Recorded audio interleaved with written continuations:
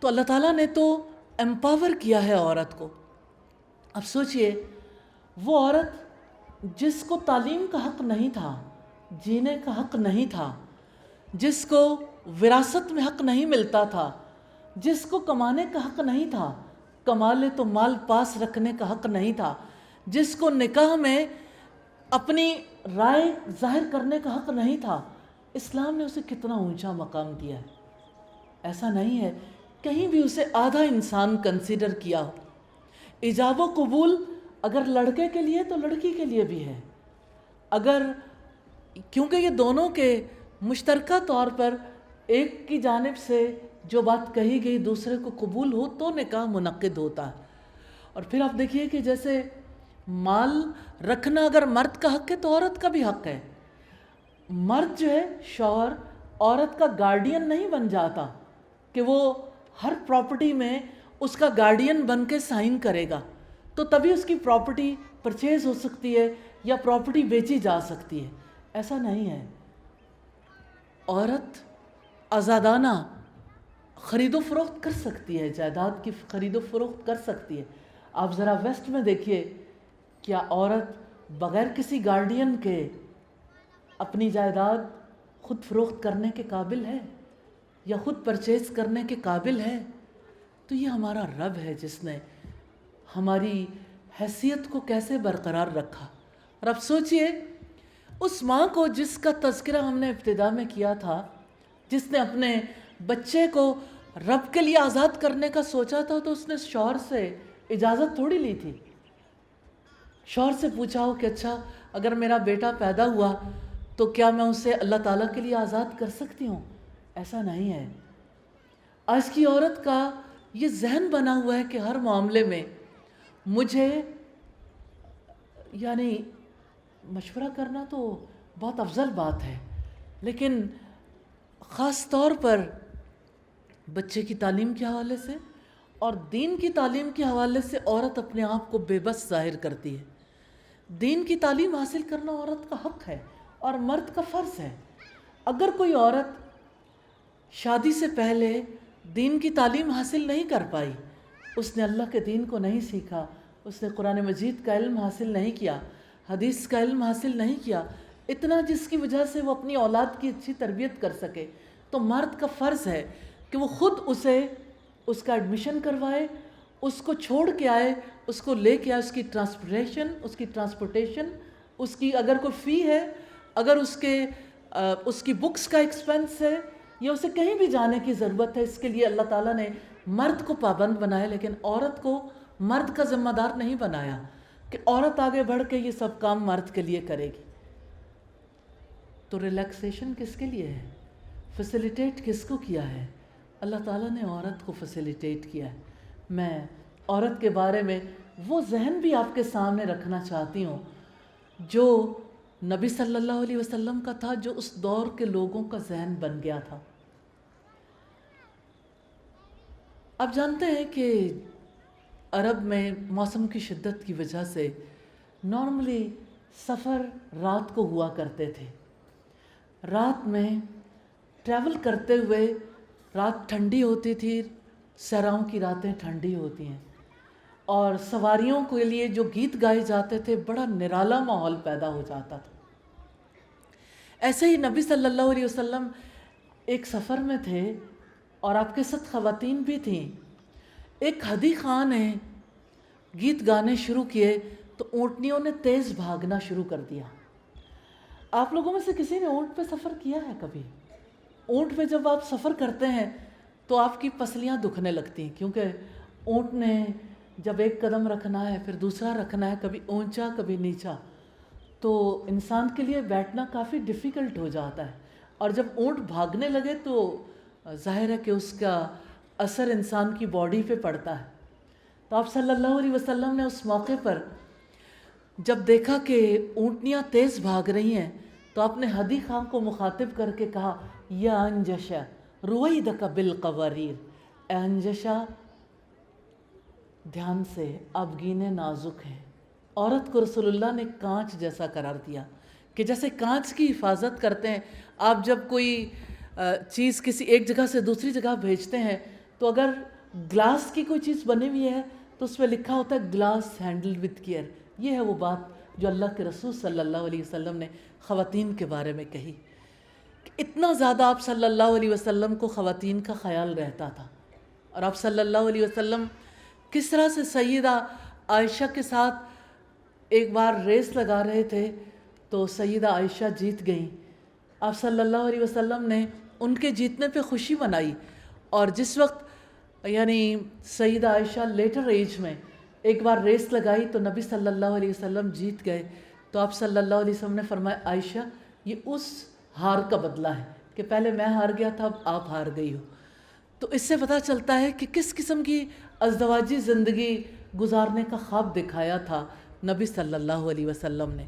آپ صلی اللہ علیہ وسلم اپنی بیویوں کے ساتھ کتنی خوشگوار یادیں رکھتے تھے.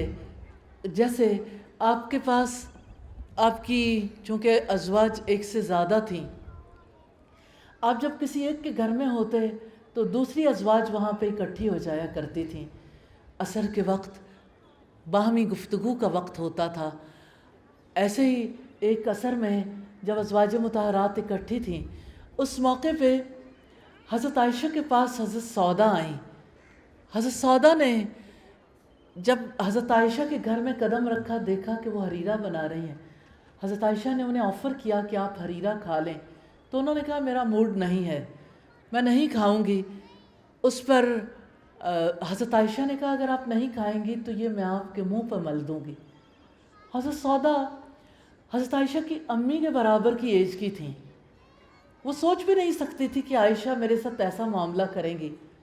انہوں نے جب دیکھا کہ میں متواتر انکار کر رہی ہوں اور عائشہ متواتر اصرار کر رہی ہیں، پھر انہوں نے عائشہ کے تیور بھانپ لیے. حضرت عائشہ حریرہ لے کے ان کی طرف بڑھی تھیں. پھر کیا تھا، حضرت سودا آگے آگے، حضرت عائشہ پیچھے پیچھے. وہ کہتی رہیں کھا لیں، وہ کہتی رہیں کہ میں نہیں کھاؤں گی. پھر حضرت عائشہ نے حریرہ پکڑا اور حضرت سودا کے منہ پہ مل دیا. رسول اللہ صلی اللہ علیہ وسلم تشریف رکھتے تھے لیکن آپ نے ان کے معاملات میں مداخلت نہیں کی کہ آپ کم از کم ان کی عمر کا تو لحاظ کر لیتی ہیں. آپ یہ دیکھ لیتی کہ کوئی آپ کے گھر آیا ہے. ایسا کوئی مشورہ رسول اللہ نے نہیں دیا. ایک اسمائل تھی جو آپ کے چہرے پہ تھی اور آپ نے اس ماحول میں اسپیس دی تھی حضرت عائشہ کو بھی حضرت سودا کو بھی. نکاح عورت کی بھی ضرورت ہے، مرد کی بھی ضرورت ہے. نکاح تو ایسا رشتہ ہے جس کو اللہ تعالیٰ نے اپنا نشان کہا ہے. وَمِنْ آیَاتِهِ أَنْ خَلَقَ لَكُمْ مِنْ أَنفُسِكُمْ أَزْوَاجًا. اور اس کی نشانیوں میں سے ہے کہ اس نے تمہارے لیے تمہاری جنس سے جوڑے بنائے. لِتَسْكُنُوا إِلَيْهَا تاکہ تم اس کے پاس سکون حاصل کرو. وَجَعَلَ بَيْنَكُمْ مَوَدَّةً وَرَحْمَةً اور اس نے تمہارے درمیان مودت اور رحمت پیدا کر دی. تو اللہ تعالیٰ نے رشتہ نکاح کو محبت کا سبب بھی بتایا ہے اور محبت کے لیے اس رشتے کو آپ صلی اللہ علیہ وسلم نے اکسیر بتایا. جیسے آپ صلی اللہ علیہ وسلم نے فرمایا لم یر للمتحابین کہ نہیں دیکھا گیا دو محبت کرنے والوں کے لیے نکاح سے بڑھ کر کوئی اکسیر، نکاح سے بڑھ کر کوئی دوا نہیں ہے. کیا آپ اپنے وجود کے اندر پیدا ہونے والے جذبے کا انکار کر سکتے ہیں؟ اللہ تعالیٰ نے عورت کا جسم خاص انداز میں بنایا ہے اور اس کا مقصد ہے کہ وہ ماں بنے، بیوی بنے. اس کا مقصد ہے کہ وہ آئندہ آنے والی نسلوں کی تعمیر میں اپنا کردار ادا کرے. کوئی اپنے وجود کا انکار کیسے کر سکتا ہے؟ اس وجود کے اندر پیدا ہونے والے جذبوں کا انکار کیسے کر سکتا ہے؟ نکاح انسان کی ضرورت ہے. اللہ تعالیٰ نے اسی مقصد کے لیے عورت کو الگ طرح کا جسم دیا ہے اور مرد کو الگ طرح کا جسم. اور ریئلی آپ کو یہ بات سن کر حیرت ہوگی کہ دونوں کے ذہن سوچتے بھی الگ الگ طرح سے ہیں. عورت بہت جزویات میں جا کے سوچتی ہے کیونکہ اس کے اندر اللہ تعالیٰ نے ممتا رکھی ہے، اس نے اپنے بچوں کی کیئر کرنی ہے. اور مرد کو اللہ تعالیٰ نے کلی سوچ دی ہے۔ اس کا یہ مطلب نہیں ہے کہ کچھ ایکسیپشنل کیسز عورتوں میں نہیں ہوتے یا کچھ ایکسیپشنل کیسز مردوں میں نہیں ہوتے، ایسا ہو سکتا ہے، لیکن عمومی طور پر یعنی عورتوں کی میجورٹی ایسی ہے جس کو اللہ تعالیٰ نے جزوی طور پر سوچنے کے قابل بنایا ہے۔ اسی وجہ سے عورت اپنے اگر سوچ کے اعتبار سے دیکھے تو اس سوچ کو اللہ تعالیٰ نے ماں بننے کے لیے دیا ہے۔ سوچنے کا انداز ماں جیسا ہے، وہ بچی بھی ہو تب بھی وہ ماں جیسا سوچتی ہے، کیونکہ اللہ تعالیٰ نے اس کا ایک کردار رکھا ہے زمانے میں۔ عورت کو اللہ تعالیٰ نے پیدائشی طور پر مرد سے مختلف بنایا ہے، الحمدللہ، کمتر نہیں بنایا، برابر کا بنایا ہے۔ انسان ہونے کے ناطے دونوں میں کوئی فرق نہیں ہے، دونوں کا ایک جیسا رائٹ ہے۔ مسلمان ہونے کے اعتبار سے بھی فرق نہیں ہے کہ اگر عورت نماز پڑھے گی تو اتنا اجر ہے اور مرد نماز پڑھے گا تو اتنا اجر ہے، اگر عورت زکوٰۃ دے گی تو اتنا اجر ہے، مرد زکوٰۃ دے گا تو اتنا، برابر کا اجر ہے۔ ہاں، یہ ہم سب سمجھتے ہیں کیونکہ ترقی یافتہ دور میں سب لوگ جانتے ہیں کہ اجتماعی نظام کو چلانے کے لیے ادارے بنتے ہیں اور اداروں میں کوئی نہ کوئی سربراہ ہوتا ہے۔ گھر کے ادارے کا، فیملی انسٹیٹیوشن کا سربراہ اللہ تعالیٰ نے مرد کو بنایا ہے۔ اس کا یہ مطلب نہیں ہے کہ مرد عورت کے مقابلے میں ایسا بنا دیا گیا کہ اس کو افضل انسان قرار دے دیا گیا، صرف پیدائش کے اعتبار سے یا خاندانی ذمہ داریوں کے اعتبار سے اگر آپ دیکھیں گے تو آپ فیل کریں گے کہ مرد کو ذمہ دار بنایا گیا ہے، کیونکہ وہ مال کماتا ہے، کیونکہ وہ حفاظت کرتا ہے، اور اس کے مقابلے میں عورت کو یہ کہا کہ عورت نے جو کردار انجام دینا ہے، فَالصَّالِحَاتُ قَانِتَاتٌ، نیک عورتیں فرما بردار ہوتی ہیں۔ اس کا یہ مطلب نہیں ہے کہ وہ رائٹ اینڈ رانگ کا فرق کیے بنا ہر بات مانتی چلی جائیں۔ اللہ تعالیٰ نے عورت کو پورا شعور دیا ہے، وہ صحیح اور غلط میں تمیز کر سکتی ہے، اس کو جو بات صحیح کہی جائے وہ مانے گی، غلط کو نہیں مانے گی، کیونکہ اللہ کے رسول صلی اللہ علیہ وسلم نے فرمایا لا طاعۃ لمخلوق فی معصیۃ الخالق، خالق کی نافرمانی میں مخلوق کی کوئی اطاعت نہیں ہے۔ مخلوق میں شوہر بھی ہے، مخلوق میں باپ بھی ہے، مخلوق میں ماں بھی ہے، مخلوق میں سارے اوپر کے رشتے بھی ہیں۔ اللہ اور اس کے رسول کی اطاعت ہی میں فرما برداری ہے، اس کے علاوہ تو فرما برداری کسی کی بھی نہیں ہے۔ ہاں، عورت نے دوسرا کردار ادا کرنا ہے کہ اس نے شوہر کی عدم موجودگی میں گھر کی بھی، اپنی عزت کی بھی حفاظت کرنی ہے۔ کتنا انصاف پر مبنی مطالبہ ہے، کتنی انصاف پر مبنی تقسیم ہے۔ الحمدللہ رب العالمین، اس زمین پر پرسکون، پرامن زندگی گزارنے کے لیے ضرورت ثمر کی ہے کہ ہر ایک کی ذمہ داریوں اور حقوق کا تعین کر دیا جائے۔ میں، آپ یا سوسائٹی کے بڑے، یعنی کسی حکومت میں، قانون ساز اسمبلی میں اگر لوگ ہیں، یا ورلڈ وائڈ کوئی بھی پاور ہے، کسی کا یہ اختیار نہیں ہے کہ انسانوں کے لیے خود قانون سازی کرے، کیونکہ قانون ساز تو اللہ تعالیٰ ہے۔ الحکم للہ، حکم اللہ تعالیٰ کا ہے، کیونکہ ملک، زمین کے باشندے اللہ تعالیٰ کے ہیں۔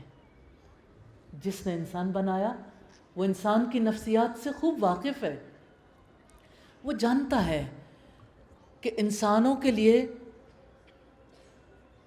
انصاف کس طرح سے کرنا ہے۔ اس نے انصاف پر مبنی فیصلے کیے ہیں تاکہ خاندانوں میں سکون ہو، معاشرے میں سکون ہو اور دنیا میں امن قائم ہو۔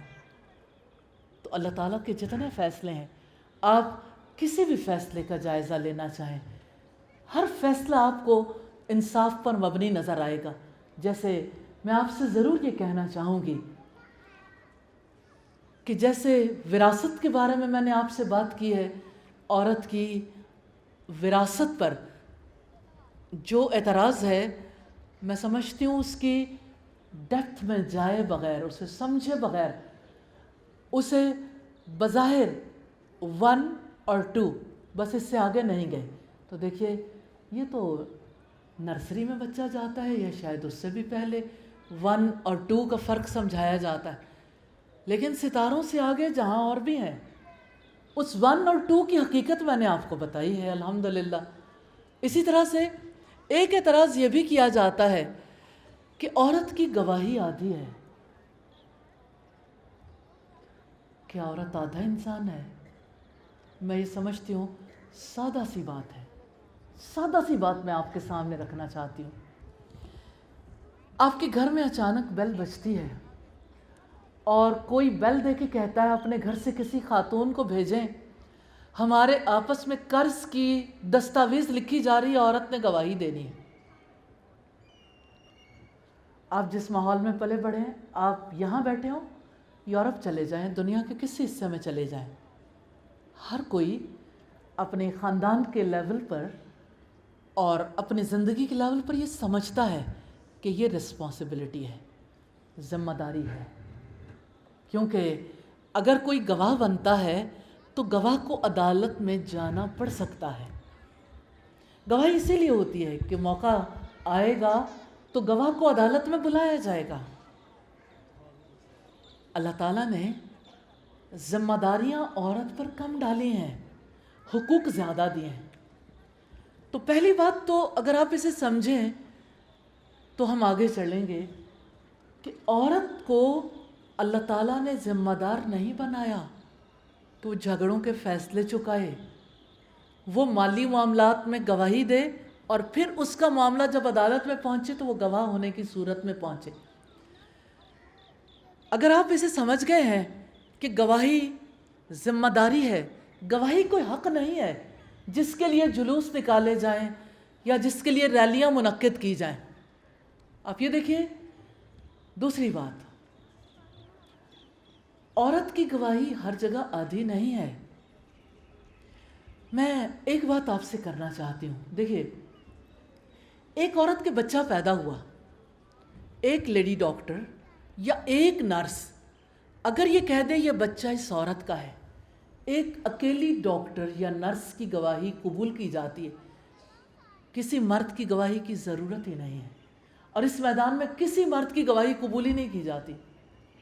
تو کبھی مردوں نے اس بارے میں ریلیاں نکالی ہیں کہ ہمیں بچے کے نسب کے بارے میں گواہی دینے کا حق کیوں نہیں دیا گیا، حالانکہ یہ بڑا سیریس نوعیت کا معاملہ ہے، لیکن اس کی گواہی ایک عورت ہی دے گی جس نے بچے کی پیدائش کے موقع پر اپنے موجود ہونے کی وجہ سے گواہی دینی ہے۔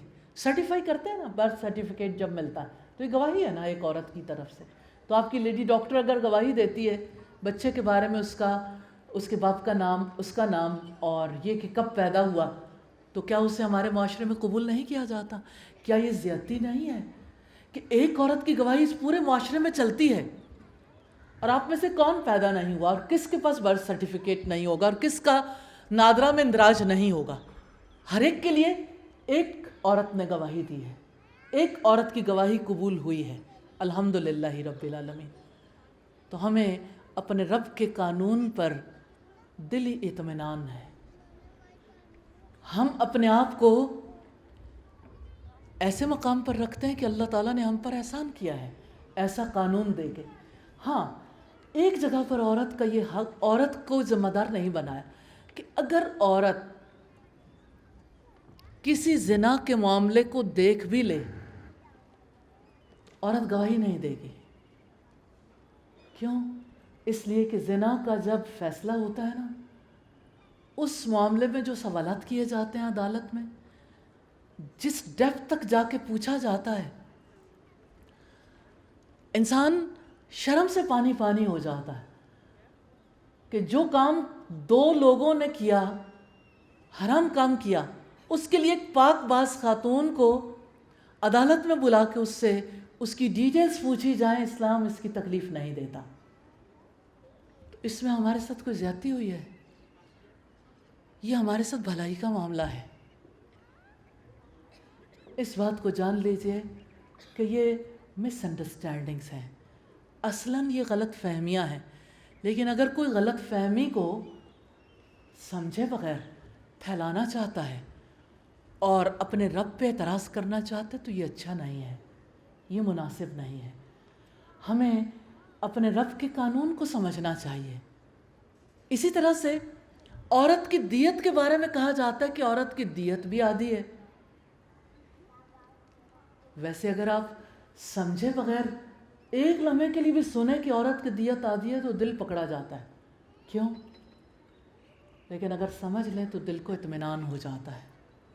دیکھیے، ایک مرد کا جب انتقال ہوتا ہے، گھر کا سربراہ ہے، تو صرف اس کی جان نہیں جاتی، گھر والوں کی روزی بھی جاتی ہے۔ جان جانے کی وجہ سے جو رائٹ ہے وہ تو عورت اور مرد کا برابر ہے، لیکن مالی طور پر جو نقصان ہوا ہے اس کی کمپنسیشن کی وجہ سے اس کو زیادہ حق دلوایا جاتا ہے، اس کی وجہ سے فیملی کو زیادہ مال نصیب ہوتا ہے، دیت کا مال۔ عورت کی دیت جب ادا کی جاتی ہے تو فیملی کا صرف ایک لاس ہوتا ہے، بہت بڑا لاس، کسی کی ماں کا، بیٹی کا، یا کسی بھی یعنی بہن کا۔ جب اس کی جان لی جاتی ہے لاس بہت بڑا ہے، لیکن وہ لاس برابر ہے مرد کے، جان کی حیثیت میں دونوں برابر ہیں، لیکن چونکہ فائنینشیل رسپانسبلٹی اسلام نے مرد پر نہیں ڈالی، اس وجہ سے اللہ تعالیٰ نے فائنینشیل رسپانسبلٹی کے اعتبار سے مرد کے جانے پر دیت 2 گنا رکھوائی ہے، تاکہ فیملی کو سپورٹ ملے، وہ سپورٹ بھی عورت کو ہی ملتی۔ لیکن مرد کے جانے کی وجہ سے اگر عورت کو سپورٹ مل رہی تو عورت کی جانے کی وجہ سے مرد کو سپورٹ نہیں ملتی۔ اگر باریکی سے دیکھیں تو آپ کو سمجھ آئے گی اس میں بھی عورت ہی کو سپورٹ کیا ہے اللہ تعالیٰ نے۔ یہ وہ چیزیں ہیں جن کے بارے میں سوسائٹی میں کنفیوژنز پائی جاتی ہیں، ان کنفیوژنز کو آپ نے دور کرنا ہے انشاءاللہ، اور آپ اس کے لیے اللہ تعالیٰ کے فضل و کرم سے ایفرٹ کر بھی رہے ہیں۔ میں مبارکباد دینا چاہتی ہوں ان تمام ہستیوں کو جنہوں نے اسے اپنا فرض سمجھا ہے، اور جو سوسائٹی کے ٹرینڈ سیٹرز کے پاس اور سوسائٹی کے مختلف حلقوں کے پاس پہنچ کے ان کے عورت کے رائٹس کے بارے میں اویئرنیس کریٹ کر رہی ہیں۔ اللہ تعالیٰ آپ لوگوں سے اس کام کو قبول فرما لے۔ اب جہاں تک باقی معاملات کا تعلق ہے، اگر آپ یہ دیکھیے، آپ آدھے انسان کو دیکھنا چاہیں، آدھا انسان تو نہیں ہے عورت، لیکن اگر دیکھنا چاہیں کیا عورت اور مرد کو تعلیم کا یکساں حق ہے؟ ایک خاندان ہے جس میں بیٹے بھی ہیں بیٹیاں بھی، کسی لڑکے کو تعلیم دلوانے پر اجر کی ایسے بشارت نہیں ہے۔ نبی صلی اللہ علیہ وسلم نے فرمایا اگر کسی کی 3 بیٹیاں ہوں، وہ ان کی اچھی تعلیم و تربیت کرے، اچھی طرح پرورش کرے، ان کی تربیت کرے، پھر ان کا نکاح کر دے، تو وہ بیٹیاں اس کے لیے جہنم کی آگ سے آڑ بن جائیں گی۔ 3 بیٹیاں۔ ایک شخص اٹھا اور کہنے لگا، ابھی آپ بھی تھوڑی دیر کے بعد سوال کریں گے انشاءاللہ، بہت سے سوالات جو آپ کے دل میں آتا ہے، اپنی کنفیوژنس کو ضرور دور کریں، کیونکہ کنفیوژن دور کریں گے تو انشاءاللہ بہت سے لوگوں کا اور بھی فائدہ ہوگا۔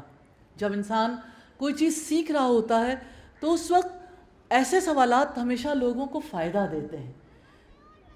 تو ایک شخص نے پوچھا کہ اللہ کے رسول اگر کسی کی 2 بیٹیاں ہوں، آپ نے فرمایا 2 بیٹیوں کے بھی پرورش کرو گے، تربیت کرو گے، نکاح کرو گے، تعلیم دلوا کر، تو اس کے لیے بھی وہ بیٹیاں جہنم کی آگ سے آڑ بن جائیں گی۔ راوی حدیث کہتے ہیں کسی نے یہ سوال نہیں کیا کہ اگر کسی کی 1 بیٹی ہو، لیکن اگر کوئی یہ سوال کرتا تو اللہ کے رسول کا یہی جواب ہوتا کہ 1 بیٹی کے لیے بھی یہی ہے، یعنی وہ بیٹی بھی اس کے لیے جہنم کی آگ سے آڑ بن جائے گی۔ ہم کتنے خوش نصیب لوگ ہیں، ہماری پیدائش پر، پرورش پر، تعلیم دلوانے پر، نکاح کرنے پر باپ کے لیے کتنی بڑی خوشخبری ہے، ماں باپ کے لیے کتنی بڑی خوشخبری ہے۔ وہ لڑکی جسے جینے کا حق نہیں تھا، اس کو کس درجے پر پہنچا دیا اسلام نے. ماحول کتنا بدل گیا تھا. حضرت عمر ایک بار اپنی بیوی سے کہنے لگے کہ آپ لوگ جب سے مدینہ آئی ہو آپ لوگوں کو زبان لگ گئی ہے. تو بیوی کہتی ہیں خطاب کے بیٹے ذرا رک جاؤ، بیٹی کے گھر جا کے دیکھو، سارا دن رسول اللہ سے روٹھی رہتی ہے. حضرت عمر کو تو گویا پر لگ گئے، غصہ آ گیا. غصے میں بھرے ہوئے حضرت حفصہ کے گھر گئے اور پوچھنے لگے حفصہ کیا تم سارا دن رسول اللہ سے روٹھی رہتی ہو؟ آپ امیجن کیجئے جس سوسائٹی میں بیٹی کو زندہ رہنے کا حق نہیں، رائے دینے کا حق نہیں، تعلیم کا حق نہیں، وراثت میں حق نہیں، وہ بیٹی جو اپنے باپ سے بھی منہ چھپاتی ہے کیونکہ اس کا باپ کسی لمحے اسے قتل کر سکتا ہے، اب وہ بیٹی کس مقام تک جا پہنچی ہے. عمر فاروق جیسے باپ سے سیدہ حفصہ کہتی ہیں یہ ہمارا آپس کا معاملہ ہے. جسٹ امیجن اس سوسائٹی میں کوئی یہ کہے کہ یہ ہمارا آپس کا معاملہ ہے.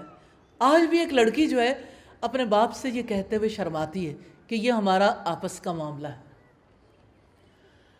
کتنی بولڈ تھیں وہ خواتین جو اپنے حق کو پہچانتی تھیں اور کس طرح سے اپنے حق کے بارے میں اللہ کے رسول سے کہتے ہوئے بھی نہیں جھجکتی تھیں.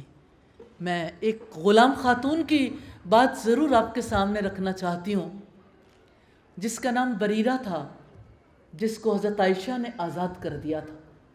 آزادی کا نشہ وہی سے سمجھ سکتا ہے جو کبھی غلام رہا ہو. آزادی کا نشہ بھی بڑا عجیب ہوتا ہے. جب کوئی عورت آزاد ہو جاتی ہے تو ضروری نہیں کہ وہ اپنے شوہر کے ساتھ رہنا چاہے، اسے کوئی روکتا نہیں ہے، لیکن اب اس کی آزاد رائے ہے. اسلام اس حق کو تسلیم کرتا ہے. آزاد رائے کو کتنا زیادہ رسپیکٹ کیا اللہ کے رسول صلی اللہ علیہ وسلم نے. بریرہ کا شوہر اس سے بہت محبت کرتا تھا، گلیوں بازاروں میں روتا پھرتا تھا اور یہ کہتا تھا ہر ایک سے میری ہیلپ کر دو، بریرہ سے کہو ایک بار مجھ سے بات کر لے. اور بریرہ کو آزادی کا ایسا نشہ لگا تھا، بریرہ کسی کی بات نہیں سنتی تھی. بریرہ نے جب مغیث کی بات نہیں سنی تو مغیث کو کسی نے کہا اللہ کے رسول کے پاس چلے جاؤ، رسول اللہ کی بات کو بریرہ نہیں ٹالے گی. پھر کیا تھا، مغیث رسول اللہ کے پاس پہنچا کہ ایک بار بریرہ کو بلوا کر کہہ دے مجھ سے مل لے. رسول اللہ نے بریرہ کو بلوا لیا. بریرہ سے کہا مغیث سے مل لو. جانتے ہیں بریرہ نے کیا سوال کیا؟ ابھی لونڈی تھی، غلام عورت تھی. غلام عورت، ایک غلام لڑکی آزاد نہیں ہے، اس نے آزادی کی روش نہیں سیکھی، لیکن اسلام سیکھا ہے، اللہ تعالیٰ کا قانون سیکھا ہے. اس نے رسول اللہ سے پوچھا کہ اللہ کے رسول یہ بتائیے کیا یہ آپ کا حکم ہے یا سفارش؟ حکم ہے تو مان جاؤں گی،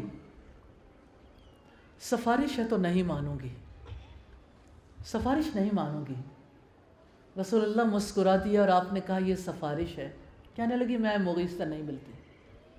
رسول اللہ صلی اللہ علیہ وسلم نے اسے اجازت دے دی کہ ٹھیک ہے، ایک عورت اگر اپنے ایکس ہسبینڈ کے پاس نہیں جانا چاہتی تو یہ اس کا رائٹ ہے، وہ آزاد مرضی سے فیصلہ کر سکتی ہے. حتیٰ کہ ایک خاتون رسول اللہ کے پاس آئی، نئی شادی ہوئی تھی. رسول اللہ کے پاس آ کر کہنے لگی کہ اللہ کے رسول میرے باپ نے میری شادی میرے چچا زاد سے کر دی اور میں نہیں چاہتی تھی کہ میرا نکاح اس شخص کے ساتھ ہو. آپ صلی اللہ علیہ وسلم نے اتنی بات سنی تو آپ نے فرمایا میں آپ دونوں کو جدا کر دیتا ہوں. اس نے کہا اب نہیں، لیکن میں یہ چاہتی تھی ساری عورتوں کو پتہ چل جائے کہ ان کی اجازت کے بغیر ان کے باپ ان کا نکاح نہیں کر سکتے. اللہ اکبر، کتنا اسلام نے عورت کو درجہ دیا ہے. اس سے پوچھے بغیر اس کا نکاح نہیں ہو سکتا، اس پہ نکاح کے معاملے میں جبر نہیں کیا جا سکتا. اس کی آزاد رائے کی کتنی رسپیکٹ ہے، کس قدر رسپیکٹ ہے. رسول اللہ صلی اللہ علیہ وسلم حدیبیہ کے موقع پر بہت عجیب صورتحال تھی، کیونکہ ابو جندل بے بسی کی تصویر بنے کھڑے تھے۔ جب معاہدہ ہو گیا، ابو جندل آئے تو آپ صلی اللہ علیہ وسلم نے اس موقع پر کہا ہم معاہدہ کر چکے، اب ابو جندل کو مکہ میں واپس کیا جائے گا، وہ مکہ واپس جائیں گے۔ اس بات نے صحابہ کرام کو صدمے میں مبتلا کر دیا۔ آپ صلی اللہ علیہ وسلم نے اپنے صحابہ سے کہا اب ہم روک دیے گئے، عمرے کے لیے جا نہیں سکتے، اس لیے آپ اپنے سر منڈوا لیں، جانور قربان کر دیں اور احرام کھول دیں۔ صحابہ کرام ٹس سے مس نہیں ہوئے۔ رسول اللہ صلی اللہ علیہ وسلم بہت دکھے دل کے ساتھ اپنے خیمے میں واپس آئے، اور اس موقع پر آپ صلی اللہ علیہ وسلم نے سیدہ ام سلمہ سے کہا آج سے پہلے کبھی میرے کسی صحابی نے میرے ساتھ ایسا برتاؤ نہیں کیا، میں بہت دکھی ہوں کہ میرے صحابہ کرام نے میری بات کو نہیں مانا۔ اس پر سیدہ ام سلمہ نے کہا اس وقت وہ صدمے میں ہیں، آپ جائیے، جانور قربان کر دیں، سر منڈوا لیں، احرام کھول دیں، آپ کے پیچھے پیچھے سب ایسا کر لیں گے۔ رسول اللہ صلی اللہ علیہ وسلم گئے، آپ نے یہی کام کیے، صحابہ کرام نے آپ کے پیچھے پیچھے وہ سارے کام کر لیے۔ ایک عورت کی رائے پر آپ صلی اللہ علیہ وسلم نے کتنا اعتبار کیا، ان کی رائے کو، ان کی اوپینین کو آپ نے کتنا ویٹیج دیا۔ اب صلی اللہ علیہ وسلم کے پاس سیدہ ام ہانی اس وقت آئیں جب آپ مکہ فتح کر چکے تھے اور بہت سے لوگ تھے جو پناہ لے رہے تھے۔ ام ہانی آپ کی چچا زاد بہن تھی، کہنے لگیں اللہ کے رسول میرا ماں جایا مجھے کہتا ہے جسے تو نے پناہ دی میں اسے قتل کر دوں گا، میں اس کو مار ڈالوں گا۔ تو آپ صلی اللہ علیہ وسلم نے فرمایا جسے ام ہانی نے پناہ دی اسے ہم نے بھی پناہ دی۔ پناہ دینا کچھ چھوٹا معاملہ ہے، آج کے دور میں بھی عورت کو یہ حق حاصل نہیں ہے۔ جب جنگیں ہوتی ہیں، جنگی قیدی آتے ہیں، جنگی قیدی کو اپنے طور پر پناہ نہیں دی جا سکتی، کیونکہ وہ ریاست کی قید میں ہوتے ہیں، ریاست فیصلہ کرتی۔ تو یہاں ایک عورت نے ایک مرد کو پناہ دی، اس پناہ کو تسلیم کر لیا گیا، وہ ان کے ایکس ہسبینڈ تھے ام ہانی کے۔ تو نبی صلی اللہ علیہ وسلم نے عورت کی پناہ کو مرد کی پناہ کے برابر قرار دیا۔ اب آپ یہ دیکھیے کہ ایک خاندان ہے، خاندان میں مرد کو اللہ تعالیٰ نے نگران بنایا ہے، مرد کو مطلق العنان حکمران نہیں بنایا، نگران بنایا ہے، ذمہ دار بنایا ہے، وہ کمائے گا، وہ حفاظت کرے گا۔ اب جب اللہ تعالیٰ نے مرد کو ذمہ دار بنایا، وہ باپ ہے، شوہر ہے، تو ظاہر خاندانی نظام نے کسی ایک کے ڈیسیژن کے ساتھ دوسروں کی مشاورت شامل ہوگی تو تبھی چلنا ہے نا۔ کہ آپ کی ریاست میں 2 وزیر اعظم ہیں یا 4 صدر ہیں، ہر جگہ نظام اسی طرح سے چلا کرتے ہیں۔ تو اللہ تعالیٰ کا فیصلہ حق کی بنیاد پر ہے، اور جہاں یہ بات کہی جاتی ہے، پدر شاہی کی بات کہی جاتی ہے، ایکسیپشنل کیسز ہو سکتے ہیں، باپ کی طرف سے ظلم ہے تو اس کے لیے اصول موجود ہیں کہ اگر باپ اپنی بیٹی کا نکاح نہیں کرنا چاہتا، اگر باپ اس کا ولی نہیں بنتا تو سلطان ولی ہے، اس کے لیے مداخلت ہو سکتی، اس کے لیے طریقہ کار مقرر ہے۔ اس کا یہ مطلب نہیں ہے کہ باپوں کے خلاف باقاعدہ طور پر قانون پاس کروائے جائیں، اور اگر کسی شوہر نے ظلم کیا ہے تو اس کی وجہ سے نکاح کے رشتے کو ہی غلط قرار دیا جائے۔ انسانیت کے ساتھ یہ بڑا ظلم ہوگا اگر نکاح کے بارے میں کوئی آواز اٹھائے گا یا باپ کے خلاف بیٹیاں اٹھ کھڑی ہوں گی۔ بیٹیوں کو باپوں کے خلاف نہ کریں، بیٹیاں تو باپ کے لیے انتہائی سافٹ کارنر رکھتی ہیں۔ فطرت کو مت بدلیں، فطری نظام کے تحت زندگی گزارنے میں ہی امن ہے۔ اللہ تعالی ہم سب کو اس کی سمجھ نصیب کرے۔